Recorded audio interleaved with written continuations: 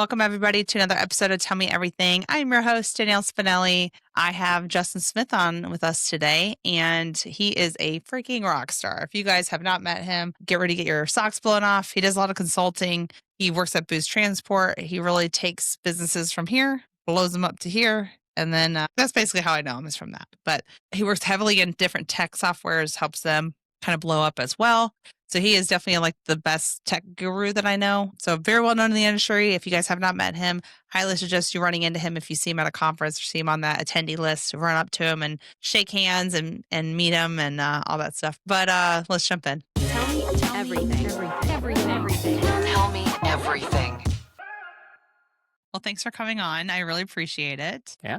Thanks for having me. Yeah. So we originally met TIE conference. I feel like a lot of my guests I end up was at that TIE conference, but I met so many people there. So we met the TIE conference in 2024. At that time, you're with a different company than you're with now. So now you're with a local company, Gainesville company. And so we met up in town, hung out. So yeah, pretty cool. Yeah.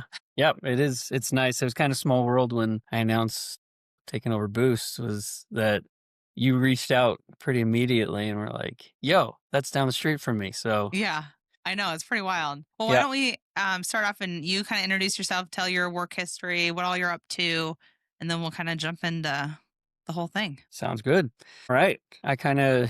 My beginnings in logistics actually started before I was born because my real grandpa was a truck driver. His dad's stepdad. Also, my real grandpa was, he was a broker. He actually brokered at TQL. I've got this like 40-year-old calculator, has one of those gold plates that says total quality on it. I was like, oh, that's neat. Funny. That's funny. But then my dad was the first hire at DAT, built that up. So he oversaw about 500 people there in Beaverton, Oregon, back in the dial-a-truck days, and came DAT. And my first experience with it was interning there at DAT and doing data entry off faxes and stuff. But my first real taste as a young adult was brokering flatbed freight at 22 years old, full cradle to grave broker. We only did flatbed freight. So very, very informative and educational. Then I went to truck stop, worked my way into national sales, was selling to a bunch of brokers. I ended up getting picked up by ProStar Logistics. So I joined the dark side again, and most people when they leave broker and they go to tech, they don't go back. So interesting. Yeah, but I don't know. I really like brokerage. I like logistics. So it was awesome. I've had a bunch of opportunities since then to just kind of work my way into leadership roles. And after ProStar, took over TriNet USA, then joined Concept, was one of their VPs. Most of these companies took over truckload businesses and kind of reshaped, rebranded into more managed trans capable companies. So, and then taking over Boost, it was like 95% LTL. So it had all the advantages of LTL volume, good pricing, carrier relationships. And I get a bit of a blank canvas on the truckload side. So I took over in February, and fast forward, now we are fully managed transportation capable. Wow. Do full supply chain management in and out of our warehouse as well. Yeah, I actually been there, and they have a pretty nice warehouse there. What's the square footage there? It's 96,000 square feet. Okay. Yeah, it's on a great property. So when we fill it up, we have room for the next one. Yeah. Yeah, I know it is a good spot, especially there in Gainesville. It's right off the interstate pretty much. So it's and there's like a lot of little, I think like turbos nearby, siphons nearby, a bunch of logistics hub over there. Yeah, RXO. We're kind of right in between siphon and RXO. Yeah. Yeah, cool. So yeah, whenever we met up we honestly just talked for hours whenever we were in Gainesville, because kind of your concept on coming into a business and then, like you were saying, just kind of changing it up and putting your spin on things, I find super, I guess amazing. I don't have any other word for it. I think the way that you blow things up and, like I said, just turn it a different direction, but also expand it is really cool. So do you feel like just kind of all your background that you've had and like having that knowledge from your grandparents and all that stuff, like, and your parents, like that kind of led you into knowing how to expand that role? Or how did you create those type of skills? Well, one, I've learned not to blow them up, to come in and ask a lot of questions and try and just more merge, better process into what's currently happening. Because it's a good analogy is the bigger the company, the bigger the boat, and steamship lines take forever to turn. A jet ski's quick and easy. Yeah. So a lot of it kind of started when I was doing national sales at truckstop.com because I was seeing all these brokerages that did things I never did. Yeah. And what is this LTL thing? Like I would if I got asked for an LTL rate 20 years ago, I was finding a partial truckload rate for it. I had Yeah. no idea. Yeah, just being exposed to all the different models of logistics, the Chicago style, the cradle to grave, the hybrids, the just kind of seeing it done 100 different ways at Yeah. my customers when I'm selling to brokers was a lot of fun. And um, after I did join the dark side again, most of those brokerage owners and decision makers that were my customers became my friends. Mm. And so keep giving them advice. I'd tell them what tech I'm purchasing and implementing. And now I'm in the same seat as them, fine tuning an operations team, building it Yeah. to scale. So I had some great mentors at ProStar, some really smart individuals in logistics that taught me a bunch of different things. Opened me up to parcel, fulfillment, e-commerce, LTL, international. So it really definitely helped me expand like my overall vision of the supply chain and Yeah. gave me a lot of confidence to try new things that I've never done before. And okay, great. This customer fully trusts me. I'm handling all their truckload. They would love for me to apply my truckload approach to their LTL and they trust me there. So just kind of, yeah, rebuilding it all. Yeah. I think even Yeah, what? I was just gonna say, even like you, depending on like your network, right? Like, because I guess I'm similar being on the tech side. Like, I do have like a big amount of customers that like I'm close friends with. And I think what's interesting on coming from, because a lot of brokers don't like to share intel with other brokers. I feel like we're getting a little bit better at that.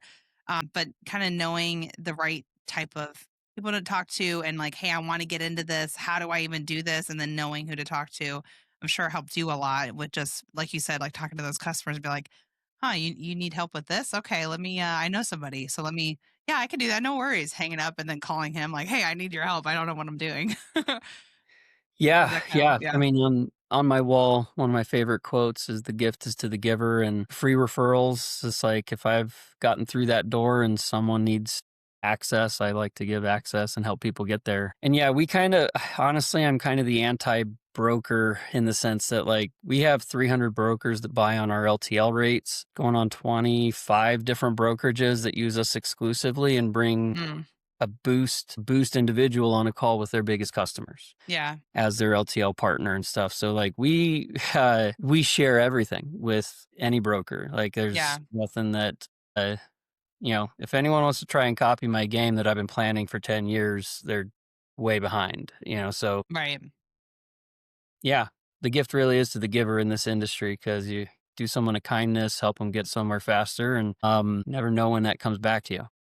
Totally. Yeah, it's a lot of it is, leveraging your network with you don't know what they know and who they can connect you with because you just like being nice to everybody. It was funny. I actually just made a post today where I was like, everybody be nice to each other because there's I feel like a lot of petty things going back and forth on LinkedIn. I'm like, are we back in high school? What in the world? Like, is you never know who's going to end up where. Maybe I take a job somewhere totally different. Like you never know who people know or where they're going to end up. So kind of having that network's huge. Yeah.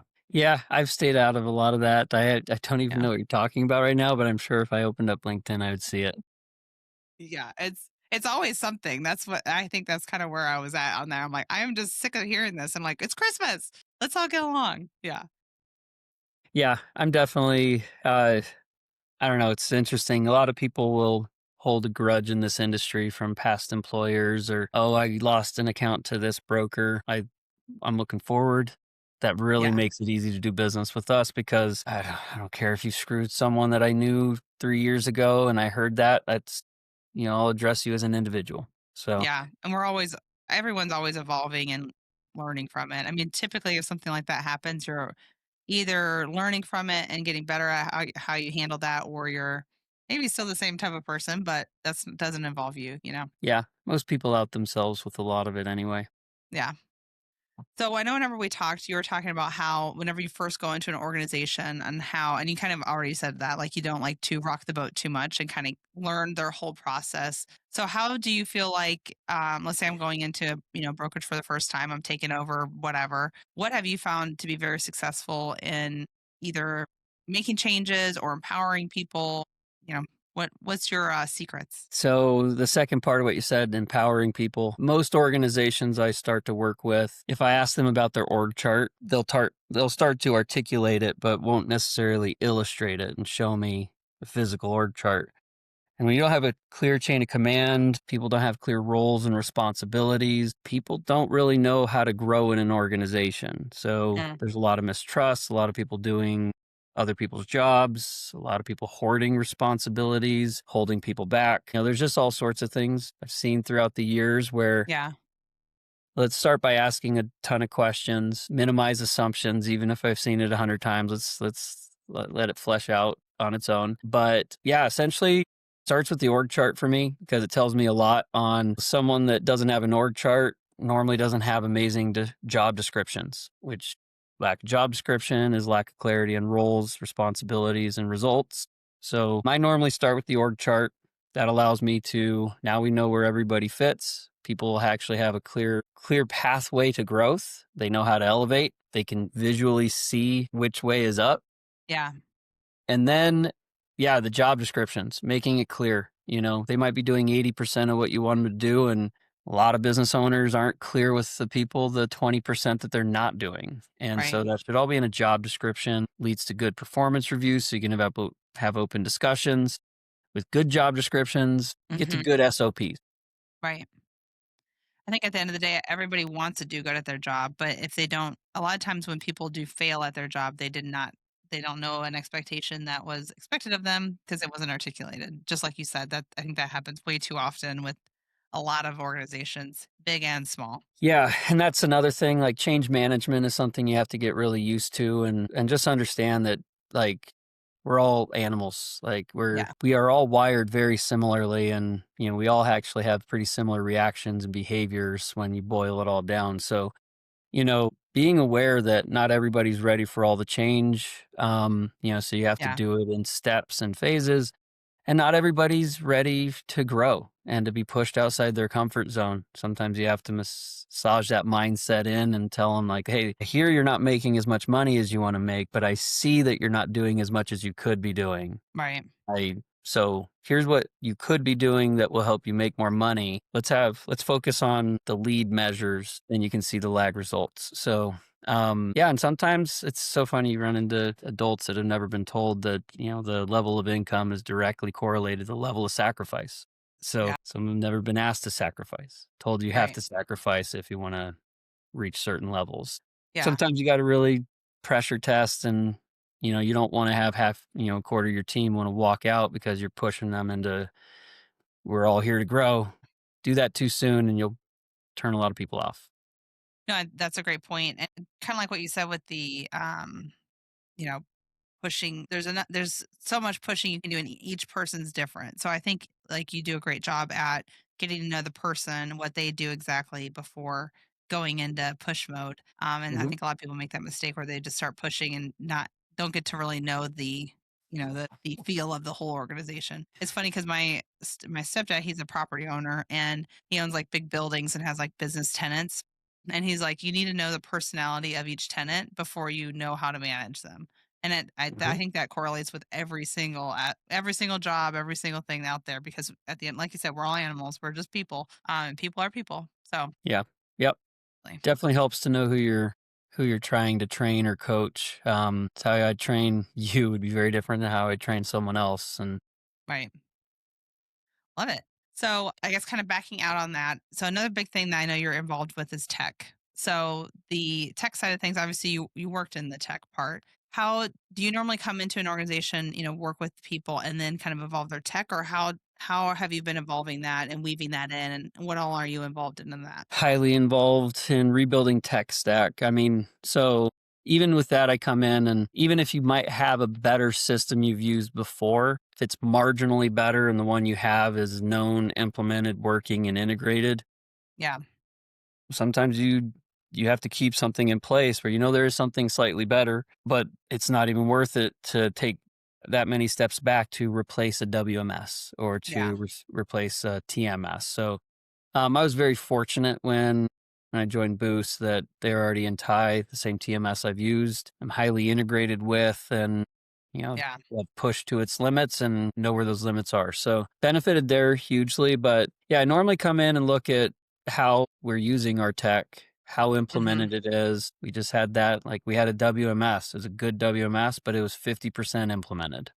Oh, interesting. And Boost didn't have a director of IT prior. So the director of IT I brought in spent the last 3 months streamlining it, integrating it, and now we have it fully operational as of this month. Everything going in and out of our warehouse is in our WMS, fully integrated through invoicing. That saves 5 hours a week Right. times 3 people, So, yeah, there's a lot we do there. You gotta really kind of slow down, ask the tough questions, and sometimes when you're looking at a business segment, you might see that there's 3 systems that are not working optimally. Yeah. Kinda gotta prioritize and execute, pick the most painful one that's gonna make the biggest difference, get that shit fixed, you know? Right. Put the other things on the side for a minute, get this fixed, and we'll eliminate half of our headache. And then Hmm. so yeah, tech is a fun one to rebuild a tech stack. Yeah, I bet. I what I love about kind of what I do too with partnerships is I get to learn all the different techs out there. So you learn a lot of who's better at this, who's better at that. I feel like all there's definitely every tech has its advantages, but I think certain companies work better with certain techs depending on every customer is different, every freight's different. Like you can go down the line from there. But I think the biggest thing with tech is not only implementing it to the fullest, like you said, but also keeping up to date with it. People do so many updates throughout the year that if you're not involved with webinars or any type of training, updating training every so often, even just within your team, even just having the conversation of like, hey, how do you use this or how do you use this? Like some people find little tricks where others don't. And so sometimes you can even internally speed up processes just because somebody else learned something or knows something different than the other guy. Yeah, and I mean, coming from selling tech, it's no secret, although I advise a bunch of tech companies, so Yeah. you'd think everyone would know this, but some need to be reminded that the business owner that says yes is not the person you need to be training. You need to find a champion at that company who's Hmm.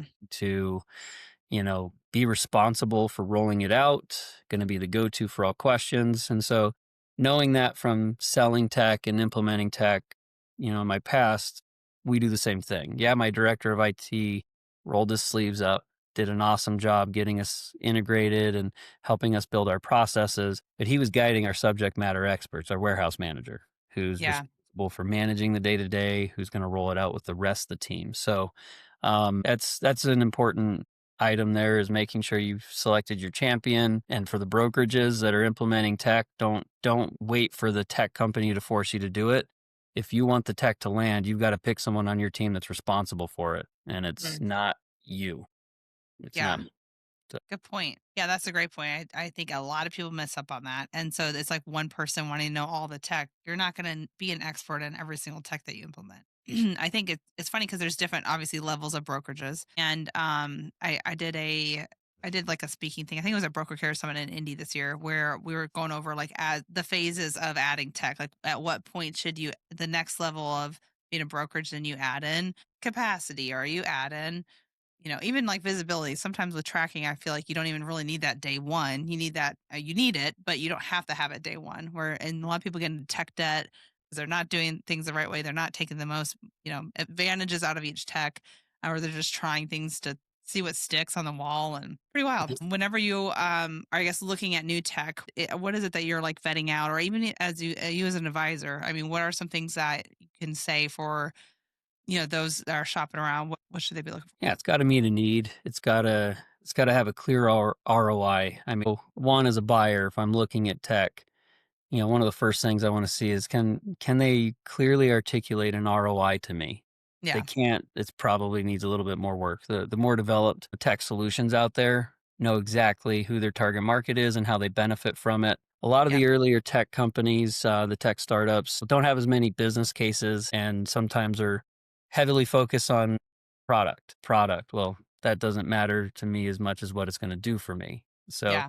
So that's one of the big things I look for, and the types of ROI I'm looking for is return on time. Even with all the AI stuff, I mean, I'm in between an early adopter, because yeah, I'm going to be using much of it, but I'm not going to let it off the leash fully. Like I want to see 1,000 rate response templates that my person can approve Yeah. 1,000 straight times before that's going to the customer that way. So we're definitely going to do a lot to refine a lot of the AI and any automations we apply. Yeah, like I'm looking to anything that allows my people to use more of their brain, not more of Yeah. their finger. I don't need them clicking 12 times if automations can do that. Yeah. I'll save those clicks and give them an extra 15 seconds to think through an appropriate solution and a better response. So, Yeah. yeah, that's what I'm looking for the most part, and that's what a lot of people are looking for. Yeah. The ROI and cost savings. I mean, I've had this discussion with a lot of people. If you're talking like TMSs, I've seen people make a decision on a TMS because one is $1 per load cheaper. Which one gets you there? Like, if $1 per load makes or breaks your business, you might be in the wrong business. Right. Choose the right vehicle that'll get you there. Price Yeah. focus oftentimes leads to regret. So, And even some of the cheaper ones, I know, like one in particular that I'm thinking of is like known as being like the lowest of of the barrel, but they have a really good TMS. I mean, it is kind of like a starter one, but it's really good. So mhm. sometimes it's like you just have to, like you said, like really know what you're looking for in a TMS prior to just saying, oh, well, this cost savings here and this there. Like know exactly what you need. And like I was saying earlier, like everybody's freight's a little bit different. So you may need different use cases because this customer needs this specific thing always there, or they need this or that. And everybody's just a little bit different. And to your point, sometimes the lowest cost solution is the best solution for you. It might check all your boxes better and not have a bunch of stuff you don't need and a bunch of fluff you don't need. But, it kind of depends on where you're at. If you're in growth mode, definitely do your research and know what you're looking for. I would say that a lot of people that don't know exactly what they're looking for are going to be using those cheaper free TMSs because Right. you know, the vision They're trying to hasn't figure it out. materialized yet. Yeah. Yeah, for sure. So with AI, so what's funny to me, and I've been in logistics a long time, so have you. So the cycles of logistics, like we've been on this cycle for a long time. So I'm very interested to see whenever the cycle goes back down, where we're at with AI, especially with the carrier sales rep jobs, how they're kind of automating that. I was a carrier sales rep, so that one's like near and dear to my heart. I'm like, don't take those jobs from me. But what do you think as far as AI? And because kind of like you said, like I want it to do like the 100 whatever times being able to my guy approving it, but then each day to day logistics is day to day different. So Yeah, and that's I mean, selling a load to a truck. What I think is funny is right now we're in a down cycle where it's like this freight recession has lasted so long where a lot of yeah. companies, brokers have been able to cover a bunch of freight without making a single damn call. Emails and posts and it's covered. It's Mm-hmm. funny. The week after Thanksgiving kicked a bunch of people right in the dick. Apologize Yeah. if you need to You're good. that out. But the fact is guys, newer brokers, carrier sales reps that have never had to make 20 outbound calls on a Yep. load and get laughed at had to do that. A bunch of people, like we work with a bunch of brokers. So I had about 10 different friends of mine saying, are you getting kicked in the ass this week too? Yeah. A bunch of brokers I talked to were giving loads back or taking losses. And, like I told my team, on the heels of a 4-year, 3-year recession, you're going to have a year of getting your ass kicked like that. Like, and you're Right. going to have to be ready for it because it's going to be a grind. Yes. Like, hey, AI is getting to learn on on one of the easiest coverage times in our industry. Right. Awesome. It's going to be largely worthless when they have to grind out a bunch of calls and you actually and when learning how to sell it actually matters. Like Yeah. learning how to sell market pressures at origin and destination and talk with them about how we can make this more than just a one and done scenario. Like that Yeah. doesn't happen with AI. And Nope. that's like it's good that it's learning right now while it's easy. I'm excited to see which ones fall on their face when Me it too. can't cover the loads. Me So too. but then it's going to learn from that too. And I think you come through the next cycle and you might have some AI that can cover a damn load regardless of the market. Yeah. Those would be the ones that stand out, I think. because what's interesting is so we did like an AI talk at one of the conferences I was at, and there's carriers in there and brokers, and I was asking carriers, what's your take on it, and they were all like, I hate it, whatever. And I honestly think they probably will hate it until there's more in their neck of the woods too. Like, let's get AI. Like, I think right now there's really only Hey Bubba that I know of. I don't think there's, I don't know of any other ones. And so, And name a anyways, like small until, carrier using that. huh? Name a small carrier using that AI or deploying an AI. It's like you're Yeah, talking about 1% of the carrier market that might adopt that. yeah. Right. And so because of that, I think it's like a new scary thing to them. So then they don't want to hear it on that end. So Mhm. it is going to be very interesting. Like you just said, whenever the cycle changes. And I think it's hilarious where, like you said, like that one week where everyone was like, oh my God, the market's so tight. I got started in 2015. And so it's still the normal like, throughout the year pattern like that, right? Like I remember like covering loads super easily. And I'm like, oh, this is great. I can go home at 3 p.m. And then I remember working till 8 p.m. Like, I remember Mhm. all of those things. Yeah. And like you said, grinding. And so whenever it is at 8 p.m., instead of at 3 p.m. going home, I was building relationships from 3 to 5 and making sure that I had my boys in my back pocket that I could call. So I always went home at 5. I didn't have those 8 p.m.s. Um, Yeah. Yeah, and that's kinda how I mean, I could see us using the AI to do the after hours tracking and the weekend yeah, tracking. It's like, but when we need someone to actually cover a load, I'm not gonna substitute AI for one of my brokers and their yeah, skills. So, but if I can take that weekend and evening tracking off their plate so that, well, right. it's a little bit less of a grind as, at week in, week out, and Yeah, they're able to jump on coverage better. And I'm open to any AI solution. Prove me wrong. I'm kind of excited, but I also am going to be just behind an early adopter. yeah. No, I think that's the way to go. Honestly, like, sorry for all the AI companies out there, but I think too there's a lot out there, and it will be very interesting when the chimes turn on kind of what who sticks around and who can actually handle it. I mean, So, with that being said, we are deploying 3 different AI tools in the first half of this year. So, well, good.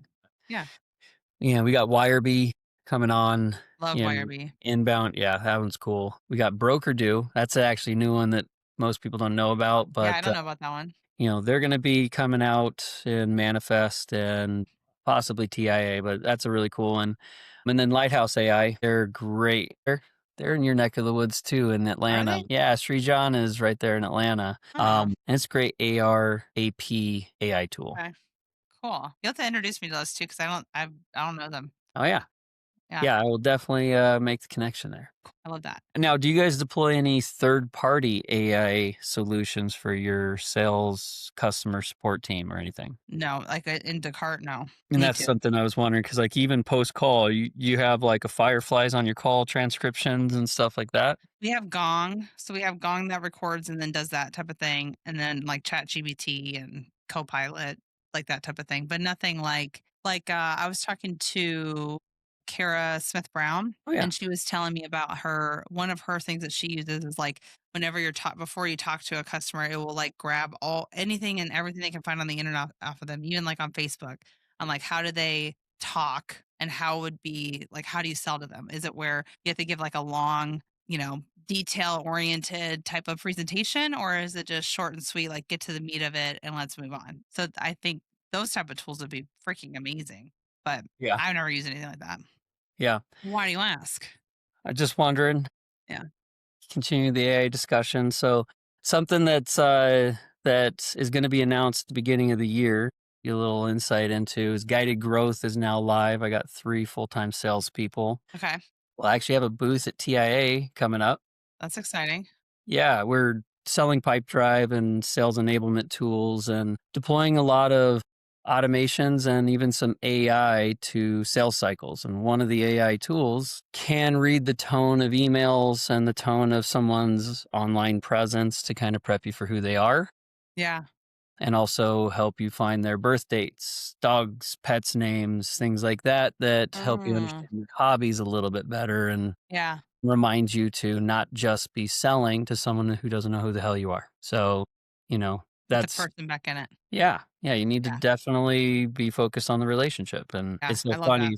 Yeah, a lot of those intent tools will tell you all the business information on them. And I would argue that early on, I don't know how, I think to get the hook in deep, once you've connected with someone personally, you end up Yeah. getting the real from people, the Well, inside track and special treatment. yeah, exactly. So, like, even whenever I go to conferences, honestly, my, I guess the reason why I've been doing well is I don't really talk about work. Like, I just become friends with them and I get to know them. And then, kind of, once we're done, and I'm like, hey, now I actually need to have an ROI on this. So, I need to talk to you. Like, I know we're friends. So, you get that I need to actually do this, but I have some really cool things to share with you. And hopefully, you trust me enough to want to hear what I'm saying, you know? Yeah. And I think that's so important, putting the person back into it. Cause at the end of the day, like, I don't there's some customers that I have, or I wouldn't say I really even have them. Like, I have walked away from customers that are just, like, very difficult to work with because I know at the end of the day, I'm gonna have to constantly deal with them, and I want my customers to be people I'd hang out with.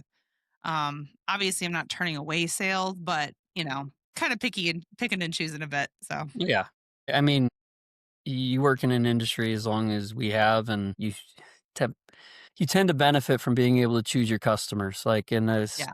I don't know, hopefully it doesn't sound arrogant, but I don't really have to work with anyone I don't like, because Yeah. I have plenty of options, plenty of places to put my focus where people would like my attention to onboard them, bring them on. So that's nice. It's Yeah. a very fortunate to kind of have a momentum behind some things where I don't have 10 seconds to think about the next thing before something's, right in front of me that is an opportunity. Right. Actually, at the conferences, it's interesting. People will be like, "Hey, I was told I need to talk to you." So sometimes I do get right into the business, like, even Yeah. at conferences. Then we do a follow up after, and we spend the first 10 minutes getting to know each other on a personal level. Yeah. I've learned to bring a lot of younger salespeople onto calls with well established customers. And the reason for that is what the younger salespeople don't realize in a lot of their building relationships is Mm. that if they hop on, if I bring a new sales guy onto a QBR with a client that's worked with us for years, that spends a couple million with us, they're almost always shocked that in a 45-minute call, we spend maybe 15 minutes talking about business and 30 Yeah. minutes talking about football teams, their upcoming trip. Um, and there's obviously plenty of balance on the work in most calls, but when you get to a sweet spot where 15 out of 30 minutes is just shooting the shit with a friend, that's how you get to, again, what I call out openly is special treatment. Yeah. It's funny. A lot of salespeople don't want to won't call out what they want from a shipper, and I've been trying to teach more and more through the guided growth consulting is uh, tell the customer I only work with people that give me special treatment or at least feedback. Because Right. if I don't get feedback, it's not worth yours or my time. I love that. So let me ask Yeah. this: how do you get special treatment in logistics? Is hey, you're $50 high or $100 high. Yeah. I can't come down $100. If I come down 50, can I have the load? It's one of my Right. regular guys. Yeah. That you know a lot of companies don't realize that these new customers that they're calling, that they're giving a rate to, are going back to their top guy. And so if you're not angling for special treatment, someone is, and someone's getting it. So what what's basically with that is, instead of whenever they're wanting to go to someone else who's cheaper, for instance, it's like they're breaking up with you. Like, you want to make it where it's like you're leaving me. Like, we have a relationship, right? Like, it's hard to break up with your boyfriend, spouse, whatever. Like, that is a difficult thing. So make it where it's like real sticky, and it's like a personal, like, blow for them to break up. Yeah. I think that's kind of the goal as far as keeping those customers long term. Oh, totally. Getting the long term customers and keeping them is kind of once you realize a lot of times people will say no to a solution that's 70% better because on that other 30%, the guy lives in his neighborhood and doesn't Right. want to drive past his FedEx rep every day after he took business from him. Right.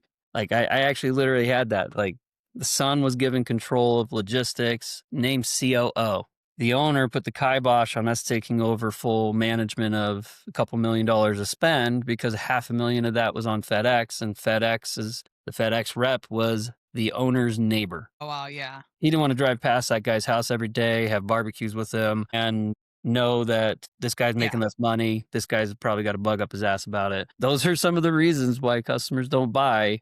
Makes zero business sense. They actually could have saved a couple 100,000, but it's just the way, the owner has the right to make that call. So in a lot of instances, when we go into like a managed trans account, when we find that 30%, we don't make them fire the 30%. We'll just manage that 30% in our environment.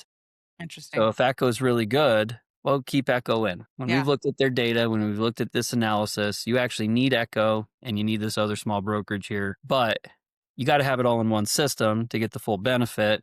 You got to have them all doing check calls at the same time to get the full benefit. We'll manage them to this standard and have them all in the system. Yeah. Of course, Echo doesn't love getting a co-broker agreement and an LOA from me, but my clients don't have to fire a good broker if Yeah. they're in fact good. So anyway, When I that's did the nice part. No, I think that's right. And like kind of like we were talking about earlier, like having the employee that doesn't know their expectations. I think there's a lot of people who are like diamond in the rough and people just don't know how to, scrape off whatever to get them to shine. There's luckily like I've had people in my past that have seen a little bit of me and been like, hey, like, let's go. This is what you do. And come watch me do this or come watch this. And just kind of being able to soak that in. But there's also those people out there too that just aren't meant for this and they should be somewhere else. But that's kind of how you get to know is by taking those people in instead of just saying no to them. Do you see that often whenever you're like taking over, especially whenever you kind of start into a new company and, helping them do whatever all the things that you do basically?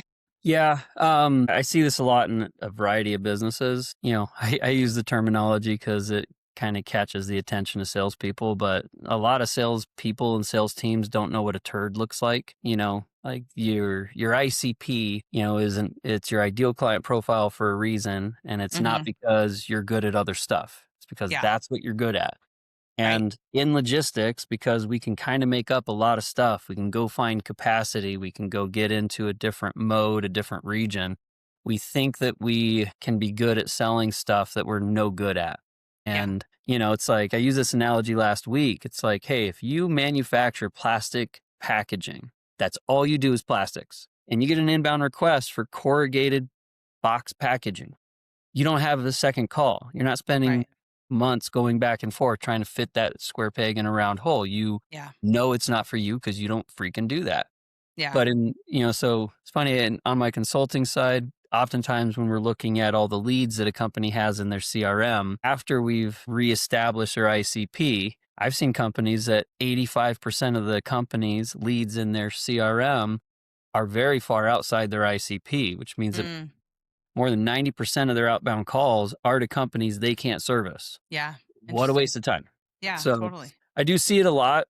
And I use that analogy. Can you spot a turd? And, the good sales reps know how to polish a turd too. Well, I think too, especially okay, like brokers trying to get businesses from shippers and manufacturers. It's like a lot of times getting into that niche market. I guess like let's say plastics, right? Like that's what I know. That's what my biggest customer is at. And obviously, you need a diverse network too. But like that's why there's multiple salespeople. So you Hmm. becoming that expert. So whenever you are calling the next shipper that does plastics, you can say confidently, I know that shipping or plastics get picked up here typically and they go here, here, and here. And your ideal customer is this, and this is how your deliveries typically work. Is this like on the same, are we on the same lines, or am I totally off because my customer I have that's similar to you has something like that? So I think even speaking like that, you sound so much more confident, and people can hear confidence over the phone even. Like they can tell. Yeah. Specialists are rewarded for sure. Yeah. Generalists are not. And I try to teach this to salespeople is like find a commodity or an Yeah. industry that just intrigues you. I was very fortunate when I started flatbed brokerage that steel grabbed my attention. Mm. And I found a couple customers that actually mentored me into understanding why they wouldn't give me their business. Like, Oh, really one of them cool. was a plate steel customer said, yeah, I'll get, go ahead and quote me from Portland to Seattle, 168, gauge plate weighing 18,000 pounds. And that's how he pre-qualified if someone even knew what the hell that meant for Interesting. plate steel. Like, why would you give that freight to a broker who's never handled plate Yeah. steel like that. Right. So, when I stuttered and stammered and was like, give me those numbers again, and I'm gonna have to Google that. Yeah. You know, ChatGPT, please help nowadays. yeah, I know. Yeah, 20 years ago, it was just simply Yeah. saying, "Hey, Mr. Customer, I've been doing this 6 months. I would love for you to tell me what the hell that meant." You been telling me, and I had a couple take me up on it, tell me exactly what it meant, which meant that the next calls I went into where someone's gonna test my competency in steel, I knew Right. what the hell they were talking about. Before you Yeah. knew it, I was doing sheet steel, plate steel, structural steel, steel coils, really Hmm. anything steel, I was highly competent in.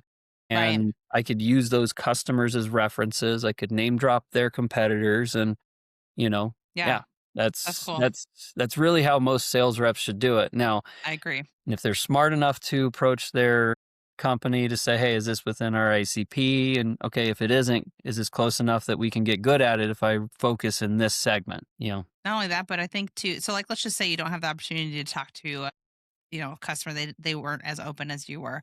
They have so many different conferences that handle different things, like there's like paper products being shipped. There's paper conferences. It's like go to a conference, and even if it's where your company's not doing that, if you believe in yourself and invest in yourself, you can become like that that specialist in that thing because you attended a conference and you sat in on all the things. And even just talking about random parts that you just learned, like it just makes you sound like, oh, they took interest in what I do. So they know a little bit. So maybe I can teach them more, and asking questions and getting to know things, like people want to know, people want to talk about themselves too. And they're specialists in that whenever you're talking to those shippers. 100%. Like you just mentioned paper. If you're talking to a paper company and you ask them a question like, "Oh, where do you get your pulp or how do you make it?" That to them is like, well, they know what we do. Yeah. they, they Yeah. know how we make our paper. That's kind of cool. So it's a good way to get in. And yeah, definitely, like I said, specialists are rewarded. So, Yeah. I but love that. So, what big projects are you working on right now? What are like how can others contact you, work with you, all that jazz? Because I know you have a lot of fires out there. yeah, I got a lot of Yeah. fun things. So boosttransport.net. You can come check us out for any of our logistics solutions. We do full management, full freight management, and with us having a nice warehouse, fulfillment, we really can do full supply chain management, anything big or small. Right. So love that on the Boost side, email me or check us out, boosttransport.net. You'll also see we're launching Guided Growth beginning of 26, guidedgrowth.io. It's a sales consultancy. Really, actually, we consult on every aspect of logistics. So, even helping companies model out managed transportation, assessing their tech stack, Yeah. we do TMS migrations, and we have partnered with Pipedrive. So, Pipedrive is our CRM partner who's going to be going to TIA with us. And Pipedrive is committed to entering the logistics space. So, That's what I'm I was just gonna excited to ask. help Oh, is take it? them. Yeah, I was just gonna ask that. So, is it logistics focused? Because there's only really one that's like totally logistics focused. Yeah, I mean, Pipedrive's an international CRM. Uh-huh. They're in 180 countries, but because it's so customizable, I've built about 15 custom logistics CRMs in the past couple years. Yeah. Yeah, it's a big market for them, and yeah, once they saw how sticky we get when a Yeah. brokerage has like a CRM built for them, they realize they want to go to the conferences and become known as a logistics CRM. Yeah. That's So, cool. yeah, It's needed in the space, that's for sure. There's not enough, and it's funny because you would think TMSs would put that as part of their TMSs, have a CRM, but it's a whole. It's basically like having double TMS, I guess. But funny thing is about that is I strongly recommend TMSs don't do that because oh, really? 10 Okay. years ago, most TMSs did try to build CRMs into their TMS and they sucked. And Okay. it's one of those things where, let the CRMs build badass CRMs and integrate it. Don't build Yeah. a dinky CRM that no one's going to be thrilled about, also delaying other developments for your On core TMS. product. I've actually True. been in 4 different TMSs that none of their CRMs was worth a damn. So, yeah, I Okay. know what you mean, I but stand corrected. Yeah. yeah. No, I agree. I am big on like on tech, like stay in your lane. No, do what you're good at. Stay there. Don't deviate. Partner. You Yep. know, I'm a big tech partner person too, so I Yeah. see No, that. You prove me wrong. I like it. hey, Yeah, we're all right one time a day, right? I know, right? Well, thanks so much for coming on. So I know everybody can hit you up on LinkedIn as well if they need you and all that jazz. Yep. Sounds good. We'll do this again, Danielle. Yeah, for sure. All right. Bye, everybody.